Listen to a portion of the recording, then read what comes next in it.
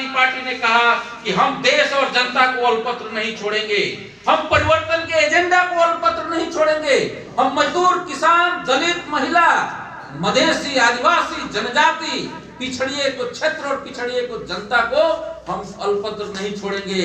इसको मूल धार में लेने के लिए हम एक वैकल्पिक लोकतांत्रिक शक्ति का निर्माण करेंगे, जिसके आधार पर हम मुल्क को नेतृत्व प्रदान करेंगे और निराशा भरी परिस्थिति से एक आशा युक्त अवस्था का निर्माण करेंगे। ऐसे स्थिति में हम उसके मजदूर संगठन, हम उसके समाजवादी, नेपाल समाजवादी मजदूर संगठन, हम उसके ऑटो इंजीनियर्स के ऑर्गेनाइजेशन के लोग भी उसी मोटो को, उसी लक्ष्य को, उसी ध्येय को हम भी समाप्त हैं, उसी को पकड़ते हैं और हम भी ये प्रण लेते हैं कि हम मजदूर साथी, बड़ा अच्छा हमारे यादव जी शुरू में कह रहे थे कि हम मजदूर ऑटो इंजीनियर्स के हैं, एक आदमी 50 रुपया में बनाता है, दूसरा आदमी 40 रुपया में करना काम करता है, तीसरा आदमी 30 रुपया में करना शुरू कर देता है।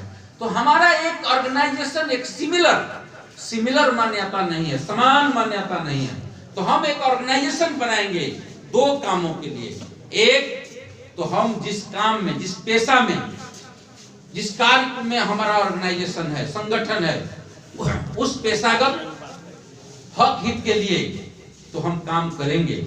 और दूसरा जो हमारा राष्ट्रीय लक्ष्य है, जो हमारा प्रादेशिक लक्ष्य है, जो हमारा पार्टी का लक्ष्य है, वह लक्ष्य है कि कोई भी नेपाली जब तक बोनाफाइड नेपाली के रूप में, स्वाभिमानी नेपाली के रूप में, पहचान सहित का नेपाली के रूप में और कोना कोना में रहे हुए एक भी नेपाली जनता राष्ट्र के मूल धार में जब तक प्रभावित नहीं हो जाएगा, जब तक वहां उसकी बात नहीं चली जाएगी, तब तक हम मूवमेंट को आगे बढ़ाएंगे, बात को आगे बढ़ाएंगे।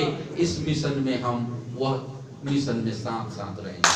तो दो काम, हम अपने हित के लिए, अपने प्रोफेशनल, अपने पेशागत हित के लिए भी हम सचेत रहेंगे, हम अपने पेशागत सुरक्षा के लिए भी हम सचेत रहेंगे, और दूसरा जो हमारा राष्ट्रीय लक्ष्य है, जो पार्टी का लक्ष्य है, जो उसके लिए भी हमको काम करना है। जब हम काम करेंगे, जब हम संगठित होंगे, देखिए दुनिया में कमजोर लोगों की कोई बात नहीं सुनी गई।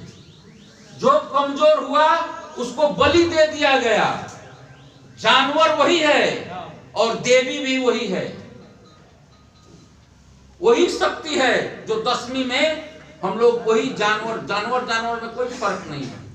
बाघ भी जानवर है और बकरा भी, खसी भी या जानवर है, लेकिन सब हम ले जाकर के फांसी को ले जाकर के देवी के सामने बलि चढ़ा देते हैं।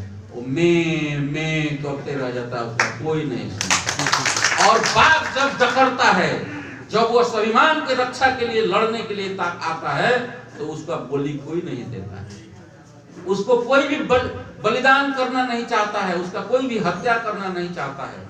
तो हम मजदूर लोग, हम शोषित लोग